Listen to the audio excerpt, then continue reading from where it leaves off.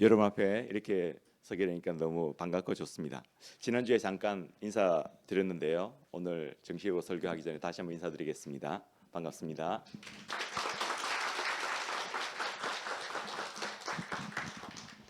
네, 여러분이 아시다시피 저는 아내와 두 아이를 두고 있죠. 아들은 이제 25살이 되어서 직장에 다니고 있고요. 딸이 이제 21살 대학에 다니고 있습니다. 이제 둘 다 장성한 편이 되었습니다. 그런데 제 과거를 돌아보면 저도 그렇고 다른 분들도 그렇고 아이들 키울 때 제일 어려운 시기가 바로 사춘기 시기였던 것 같습니다. 여러분 동의하십니까? 네. 어, 확신에 찬 목소리로 대답을 해주셔서 감사합니다. 혹시 길가에 가다가 전봇대를 한번 안아보신 적 있으십니까? 네. 사춘기 아이를 안으면요 그런 느낌이 듭니다. 사춘기 전에는 아빠 하고 이렇게 저만 보면 달려들었는데요. 어느 날인가 저를 보면 피하기 시작합니다. 그리고 한번 허그하려고 하면은 절대로 그 기회를 주지 않죠. 그리고 부탁 해가지고 한번 허그를 해주면은 이렇게 몸을 돌려가지고 뻣뻣하게 서 있습니다. 마치 나무 토막을 앓는 건지 전봇대를 앓는 것인지 그런 느낌이 됩니다. 그래도 억지로 한번 허그할 수 있는 기회를 주는 것에 땡큐 해가지고 고맙다고 저는 애들을 허그하곤 했습니다. 물론 사춘기가 지나가면 그 뻣뻣한 게 풀리죠. 다시 그 마음을 열고 부모를 친구처럼 대하면서 가볍게 또 즐겁게 대해 줍니다. 오늘 우리는 예배에 대해서 한번 생각해 보려고 합니다. 여러분, 예배가 뭘까요? 예배를 우리가 여러 말로 얘기할 수 있겠죠. 그런데 사람들마다 얘기하는 것은 다르겠지만 분명한 것은 우리가 매주 예배를 드리고 있다는 것이죠. 그죠? 예배를 우리가 쉽게 말하면 하나님을 만나는 것이라고 얘기할 수 있겠습니다. 한번 따라해 보겠습니다. 예배는 하나님을 만나는 것입니다. 뭐 다른 어려운 얘기도 있지만 그저 그 한마디로 한번 정의를 해보겠습니다. 그러면은 자녀된 우리들이 아버지 대신 하나님을 만나는 그 자리가 바로 예배라는 것이죠.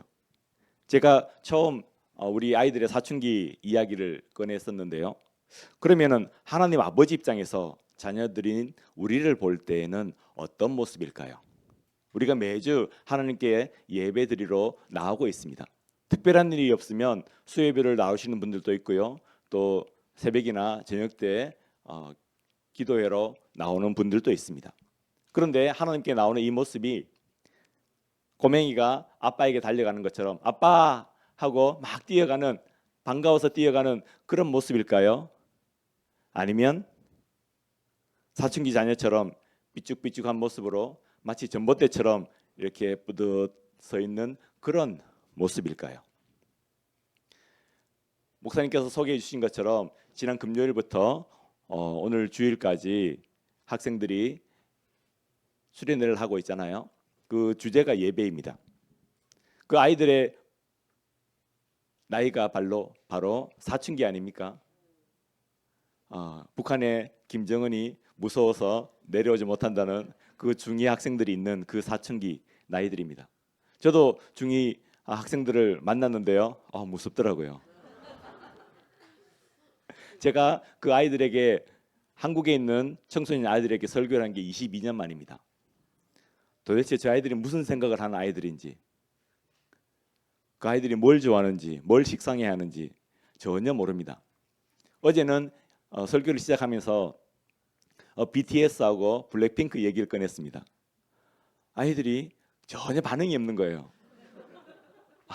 저로서는 굉장히 신선한 이야기라고 꺼냈는데 아이들이 반응이 없어요. 왜 그러냐고 하니까 그거 옛날이에요. 요즘은 뉴진스인가 뭔가 하는 그런 팀이 있답니다. 그런 아이들과 만나서 이야기를 나누었습니다. 전체 주제가 예배였고요. 그리고 오늘 주제가 예배의 기쁨입니다.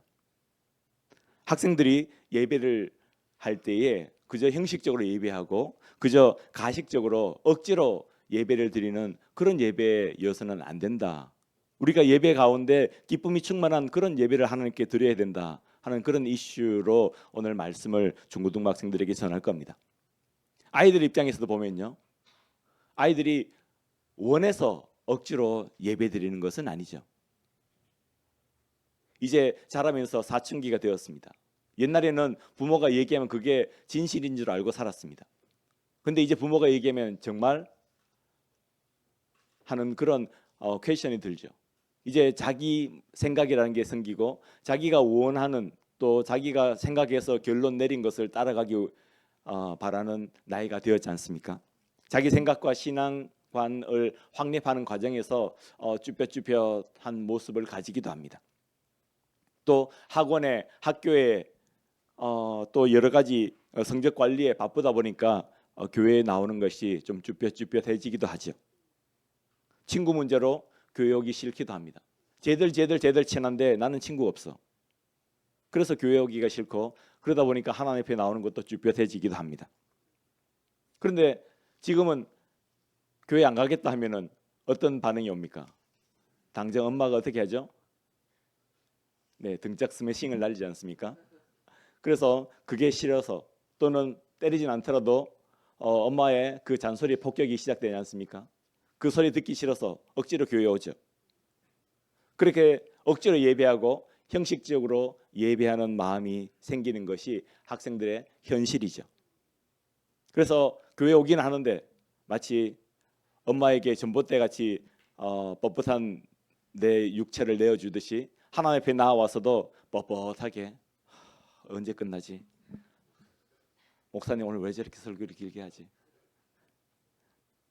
그렇게 앉아 있는 것이죠. 내가 20살만 돼봐라. 이 교회에 나오나 봐라. 네, 실제로 우리 학생 중에 이렇게 고백하는 학생이 있습니다. 제가 웃기는 얘기를 하는 것이 아니라요. 실제 우리 학생 중에 이런 얘기를 하는 학생이 있습니다. 그 학생은 지금 카운트다운 하고 있는 겁니다.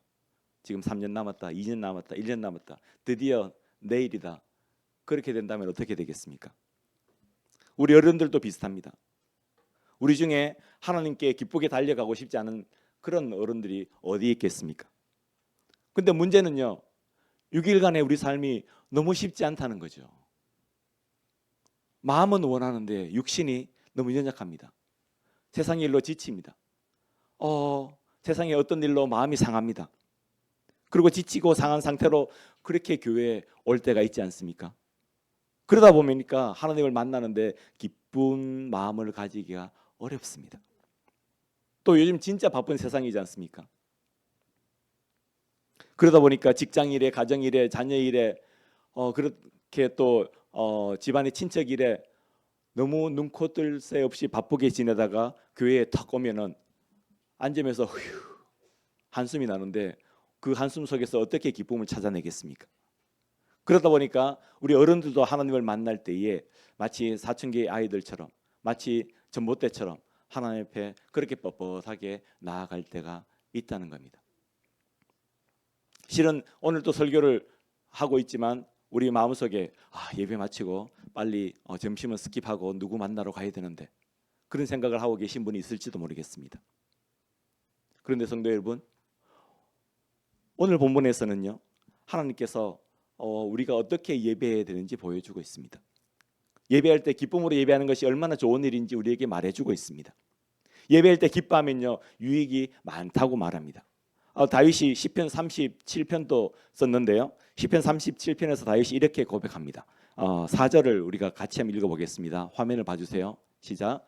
또 여호와를 기뻐하라. 그가 내 마음의 소원을 내게 이루어 주시리로다. 아멘. 우리가 여러 가지 계획들과 소원들이 다 있잖아요. 그 계획과 소원이 이루어지기를 누구나 바라잖아요. 그것이 작심삼일로 끝나기를 원하는 사람 아무도 없지요. 그런데 그 소원이 이루어지는 비결이 하나 있다라고 말합니다. 그것이 바로 여호와를 기뻐하는 일이다라고 말하고 있는 것입니다. 오늘 본문에서도 다윗이 마찬가지입니다. 오늘 본문에서 다윗이 이제 예배하면서 아주 기뻐하는 장면이 나오는데요. 우선 한번 1절 2절 읽고 계속 말씀 나눠보겠습니다. 100편 1절 2절입니다. 시작.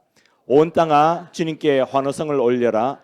기쁨으로 주님을 섬기고 환호성을 올리면서 그 앞으로 나아가거라 합니다. 다윗이 지금 하나님께 예배하러 나아가고 있는데요, 막 환호를 지면서 하나님께 나아갑니다. 기뻐 춤추면서 막 뛰면서 그렇게 하나님께 나아가고 있다는 것입니다. 저는 이번 중고등부 수련회를 하면서 저도 50이 넘었거든요. 네, 그런데 제가 뛸 수 있다는 사실을 처음 알았습니다. 갑자기 뛰어지더라고요. 아이들이 기뻐 춤추면서 막 뛰는데 어느 순간인가 저도 벌쩍벌쩍 뛰고 있더라고요. 예, 중력이 제 몸을 잡지 못한다는 사실을 깨달았습니다. 물론 한 10초 정도만요. 다윗이 하나님께 그렇게 껑충껑충 뛰면서 나아가고 있습니다. 그런데 다윗이 이번만 특별하게 그렇게 기뻐하면서 찬양했던 것은 아니죠. 다윗은요, 하나님께 기쁨으로 예배하는 일에 참 집중했던 사람입니다. 예를 들어서 법궤가 이스라엘로 올라갈 때 이야기 여러분 기억하지 않습니까? 그때 다윗이 얼마나 기뻐 날뛰었는지, 껑충껑충 뛰었는지 그 하체가 다 보일 정도라고 했습니다. 그 옛날에 이스라엘 사람들의 전통 의상은요, 마치 한국의 선비들이 입는 옷처럼 이렇게 통으로 된 그런 원피스 비슷한 그런 옷입니다. 그런데 원피스를 입고 벌쩍벌쩍 뛰니까 어떻게 되겠습니까? 다리가 막 보이는 거죠. 사람들은 왕이 채통을 지키지 못한다고 자기 와이프조차도 그렇게 얘기했습니다. 그러나 다윗 마음속에는 뭐가 있었습니까? 내가 하나님 앞에서 기쁜데 다리 보이는 게 대수냐? 그래도 나는 뛰겠다 하는 그런 기쁨이 그 속에 있었지 않습니까? 그러니까 다윗에게는요, 예배란 말이나 환호성이나 춤이나 다 동의어였습니다. 다 같은 말이었습니다. 우리가 평소에 교회 갈 때 야, 예배 드리러 가자 하지 않습니까? 당신 지금 어디 가요? 하면은 교회 예배 드리러 가요. 이렇게 대답하지 않습니까? 맞습니까? 네, 20년 전 저만 그렇게 대답했나요? 아니죠. 여러분 또 그렇게 대답하시죠. 근데 만약에 다윗이 오늘 여기에 타임머신 타고 온다면 다윗은 뭐라고 얘기할까요? 나 춤추러 가요. 그렇죠. 나 환호 지르러 가요. 그렇게 얘기할 것입니다. 그 마음이 예배 드리러 가는 것은 그냥 춤추러 가는 겁니다. 하나님 앞에서 뛰러 가는 겁니다. 하나님 앞에서 기뻐 외치러 가는 것입니다. 우리의 모습은 어떠합니까? 오늘 우리가 예배하러 나왔습니다. 우리는 어떤 이유로 오늘 예배하러 나왔을까요? 우리는 어떤 마음으로 예배하러 나왔을까요? 여러분, 오늘 계단을 올라오시면서 또 엘리베이터를 타고 오시면서 여러분 마음속에는 무슨 마음이 있으셨습니까? 오늘 예배 마치고 오늘 무슨 국밥을 주려나? 네, 메뉴가 뭔고? 냄새를 보니까 저게 메뉴가 뭔 것 같은데, 그런 생각을 하셨습니까? 오늘 예배하러 나오실 때 나도 기쁨의 예배를 드려야 되겠다. 나도 즐겁게 춤추며 예배해야 되겠다. 나도 환호 지르며 예배해야 되겠다. 그렇게 결심하며 이 문 안으로 들어오는 저와 여러분 되시기 바랍니다. 그러면 우리가 이제 다윗이 기뻐했던 그 이유를 한번 생각해보고 우리는 어떻게 기쁨의 예배를 드릴 수 있는지 조금 더 생각해 보겠습니다. 다윗이 그렇게 기뻐했던 이유를 우리가 몇 가지 생각해 볼 수 있습니다. 3절 우리가 같이 한번 읽어보겠습니다. 시작. 너희는 주님이 하나님이심을 알아라. 그가 우리를 지으셨으니 우리는 그의 것이요 그의 백성이요 그가 기르시는 양이다. 아멘. 실은 시편 100편 굉장히 유명하잖아요. 여러분들도 잘 아시는 구절이죠. 아마 이 구절 처음 보시는 분들은 그렇게 많지는 않으실 것 같습니다. 성경을 읽을 때 우리가 자주 읽는 그러한 구절입니다. 그런데 이 구절 속에요, 굉장히 많은 것들이 들어 있습니다. 찬찬히 다시 한번 보십시오. 다윗은 우리가 기뻐해야 할 이유를 세 가지 제시하고 있습니다. 첫 번째는요, 따라해 봅시다. 그가 우리를 지으셨기 때문에. 네, 우리가 이 땅에 태어난 것이 우연이 아니라는 겁니다. 요즘 지구상에 80억 명이 살고 있다고 하는데요, 나는 그저 80억 명 중에 한 명이 아니라는 것입니다. 나는 하나님께서 정성스럽게 지으신 피조물이라는 것입니다. 우리는 하나님께서 지으신 작품이라는 것입니다. 그리고 하나님께서는요, 그 작품을 너무너무 사랑하십니다. 여러분, 예술가들이 자기가 만든 작품을 얼마나 사랑합니까? 여러분, 엄마 아빠들이 보기에 여러분이 낳으신 그 아이들이 얼마나 사랑스럽습니까? 하나님께서 그렇게 우리들을 사랑하신다는 겁니다. 하나님이 우리를 얼마나 사랑하냐고요?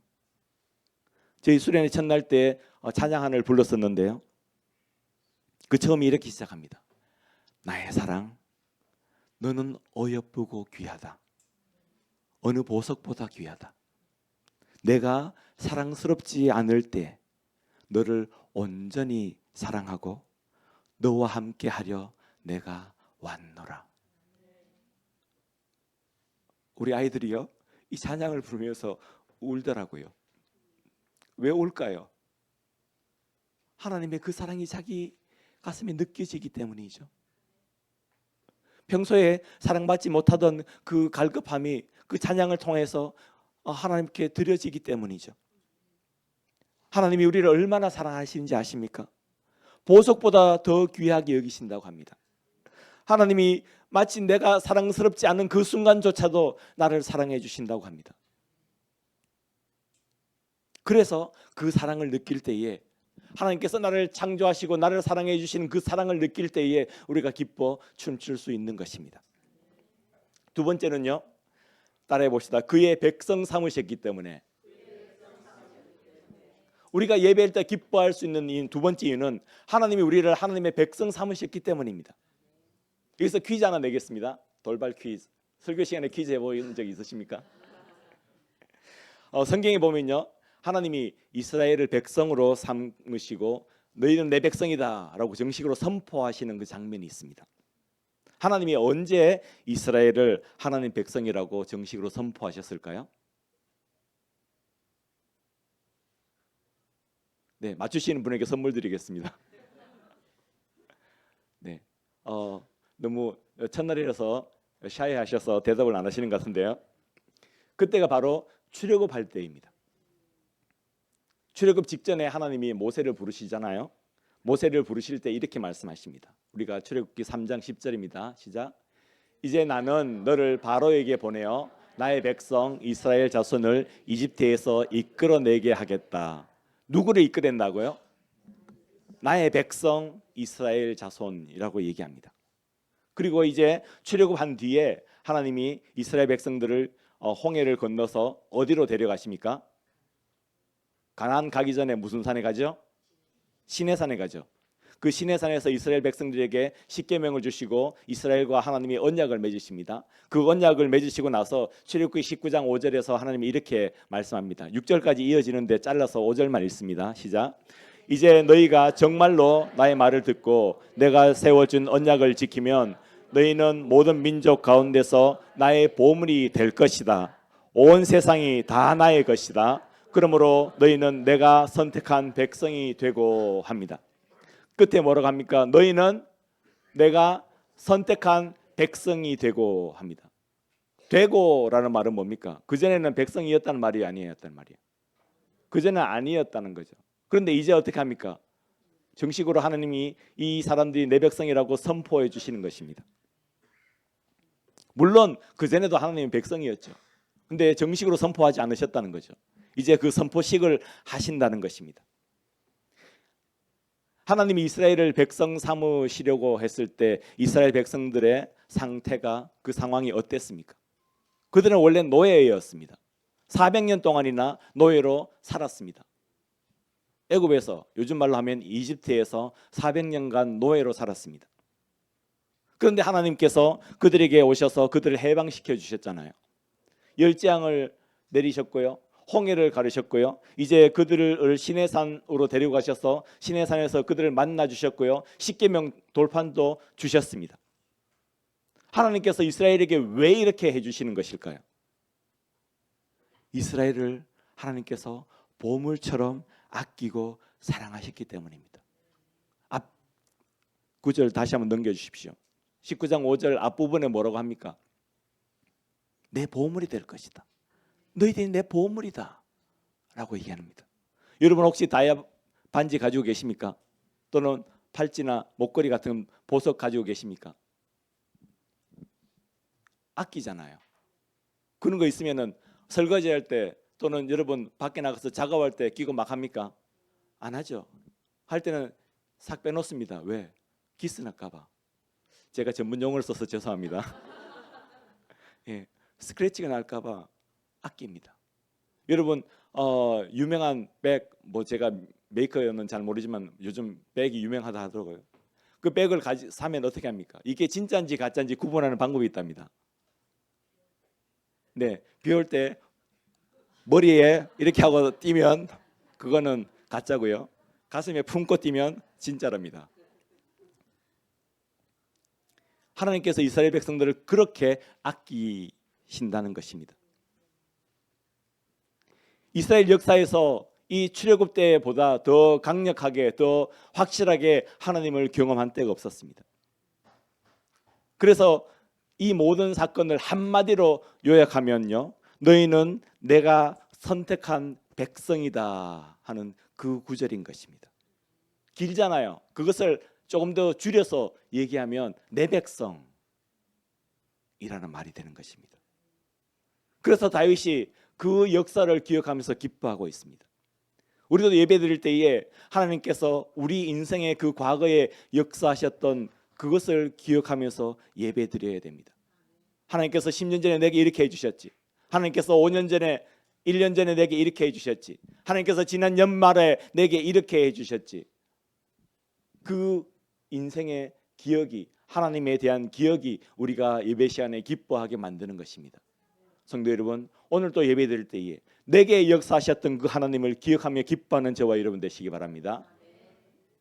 세 번째 따라해 봅니다. 그가 기르시는 양이기 때문에. 이스라엘은요, 양을 키우는 목축 국가죠. 그 선조 때부터, 아브라함 때부터 양을 키웠습니다. 양은요, 손이 아주 많이 가는 동물입니다. 세상의 모든 동물들은 태어나면 자기 나름의 생존 방식이 있습니다. 여러분 혹시 송아지 태어나는 장면 보셨나요? 시골에서 송아지가 태어나는 장면을 저는 본 적이 있습니다. 태어나면 조그만 송아지가 엄마에게서 나오죠. 그러면은 조금 지나서 그 아이가 비틀비틀거리면서 이제 걷기 시작합니다. 사람은 그러지 못하잖아요. 근데 송아지는 태어나자마자 걷습니다. 세상의 모든 짐승들은 자기 나름의 생존 방식이 있습니다. 어떤 동물들은 발톱이 강하기도 하고요. 어떤 동물은 이빨이 날카롭기도 합니다. 초식 동물들은 어떻게 합니까? 발이 빠르죠. 빨리 도망갈 수 있습니다. 치타보다 더 빨리 도망갑니다. 그런데 양은 아무것도 없습니다. 양은 이빨이 뭉뚱하죠. 초식 동물입니다. 발톱이 없습니다. 양은 다리가 짧아서 뛰지도 못합니다. 그런데 양이 살 수 있는 비결이 뭘까요? 그렇죠. 양에게 누가 있기 때문에? 목자가 있기 때문이죠. 목자가 매일 순간순간마다 지키고 보호해 줍니다. 그래서 양이 살 수 있습니다. 우리가 양이다, 우리가 그가 기르시는 양이다 하는 말은요, 하나님께서 그저 과거에, 그저 옛날에, 그저 역사 속에서 우리에게 역사하신 그런 하나님이 아니라 오늘 이 순간에 순간순간마다 내 인생 가운데 역사하고 계시고 나를 지키고 보호해 주시는 하나님이란 뜻입니다. 다윗은요, 자기 인생 가운데서 하나님이 지키고 보호하고 인도해 주시는 것을 너무나 자주 깨달으며 살았습니다. 우리도 그런 것들을 잘 압니다. 다윗이 어릴 때 목동으로 살았잖아요. 그 가족들 간에서는 굉장히 천시를 받았습니다. 형들 틈에서 목동 역할이나 하며 살았습니다. 그러나 그는 하나님이 세워주셔서 골리앗을 때려 죽이는 장군이 되었습니다. 나중에 결혼을 했는데 자기 장인이 사울 왕이잖아요.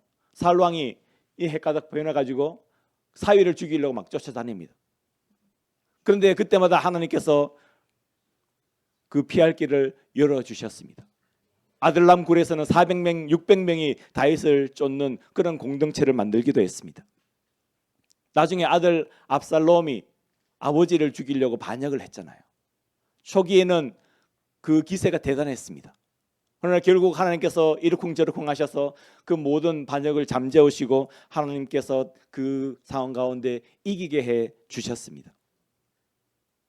그런 하나님의 역사를 다윗이 순간순간 경험했기 때문에 그 하나님을 바라보면서 기뻐하며 찬양할 수 있었던 것입니다. 성도 여러분, 우리에게는 어떤 경험들이 있습니까? 지난 한 주 동안 우리는 어떻게 살았습니까? 하나님이 어떻게 여러분들을 인도하셨고, 어떻게 여러분들을 보호하셨고, 어떻게 여러분들을 지키고 계셨습니까? 내가 경험한 하나님은 어떤 분이셨습니까? 오늘 예배에서 그 하나님을 기뻐하고 그 하나님 때문에 기뻐하는 저와 여러분 되시기 축복합니다. 이제 그러면 우리가 어떻게 해야 될까요? 우리는 기쁨으로 주님을 섬겨야 합니다. 2절 우리가 보면요, 2절에 기쁨으로 주님을 섬기라 하는 구절이 있습니다. 이것을 현대어 번역으로 바꾸어서 저희들이 한번 읽어보겠습니다. 시작. 즐거운 마음으로 여호와를 섬기고 노래하며 그 앞에 나아가라. 기쁨으로 주님을 섬기라라는 말을 현대인 성경에서는 즐거운 마음으로 여호와를 섬기라. 기쁨으로라는 것은 즐겁게라는 그런 말이죠. 기쁨을 강조해서 우리가 표현하면 기쁜 마음으로, 즐거운 마음으로라고 그렇게 쉽게 풀었을 수 있습니다. 그러면 우리가 기쁨으로 섬긴다 했을 때 그 섬김에 강조해서 이 구절을 풀어보면 어떻게 될까요? 우리가 오늘 또 하나님께 예배하고 있고 여러 가지 일로 봉사하고 있고 전도하기도 하고 또 제자 삼는 그 사역을 열심히 감당하고 있지 않습니까? 우리 모두가 그 일에 매진하고 있습니다. 참 제가 우리 교회 와서 아직 몇 주 되지 않았지만 여러분들을 뵐 때마다 순간순간 깜짝깜짝 놀라고 있습니다. 바쁘고 힘들어도 매주 목장으로 모이고 계시잖아요. 지난번에는 저희가 초원 모임에 갔었는데요. 초원 모임에서 다른 TV 얘기, 골프 얘기, 정치 얘기 한마디도 안 하시고 뭐만 했을까요? 목장 얘기만 하시더라고요. 3시간, 4시간 동안 앉아가지고 그 얘기만 계속 하시는 겁니다. 얼마나 대단한지 모릅니다.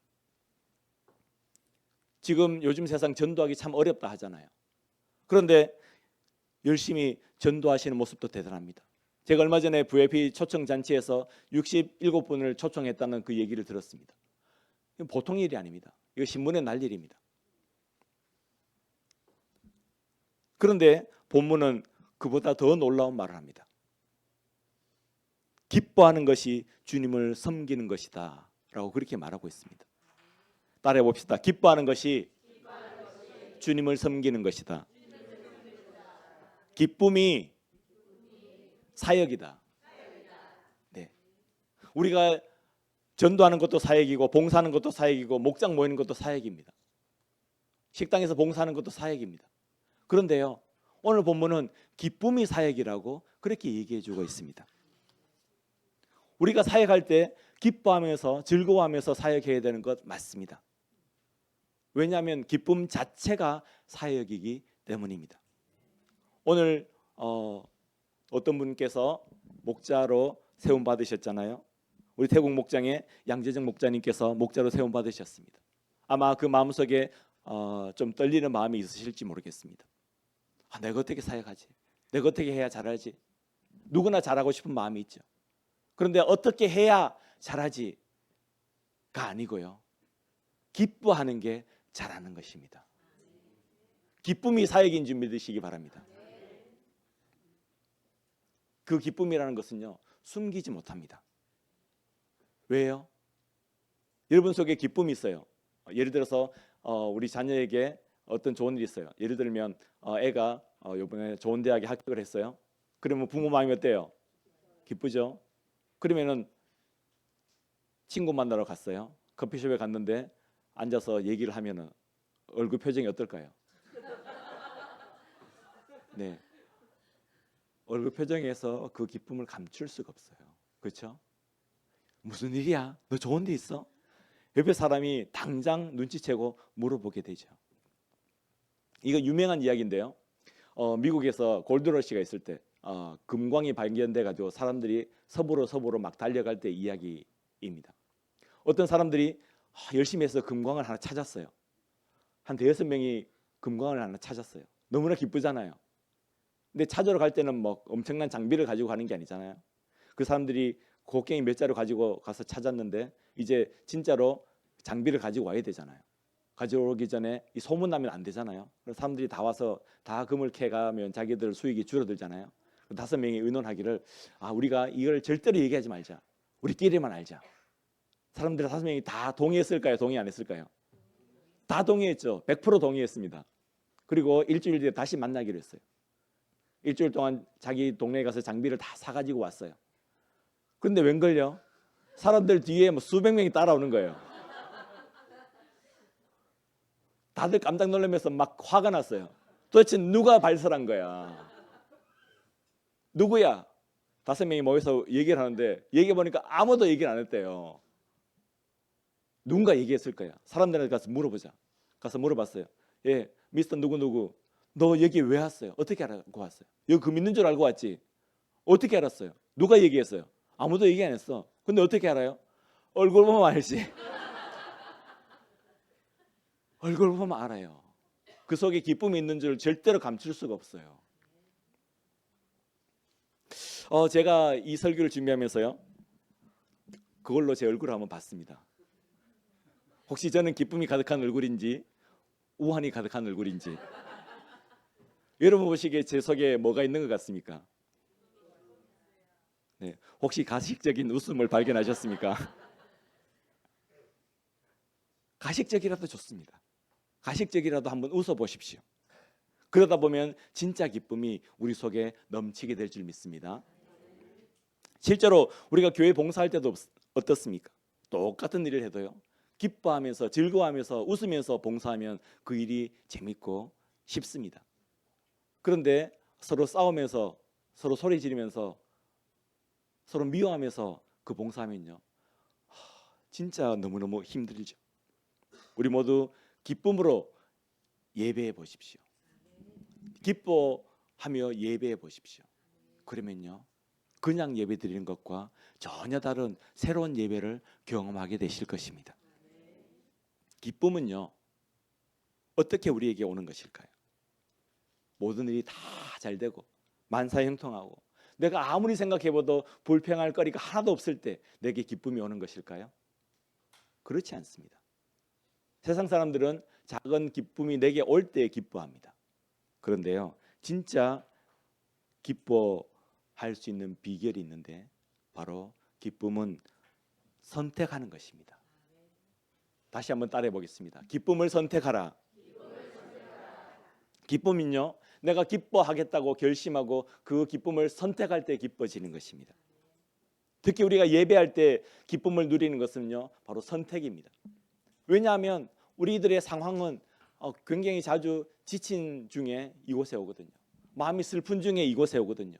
마음이 혼란하고 복잡한 중에 이곳에 오거든요.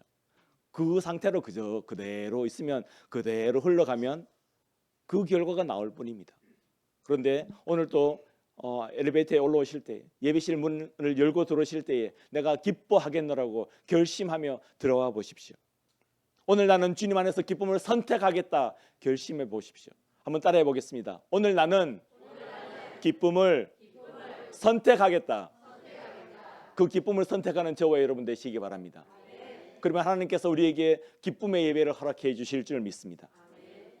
그리고 기쁨의 삶을 살아가고 매일 삶 가운데 기쁨의 예배자가 되시기를 주님의 이름으로 축복합니다.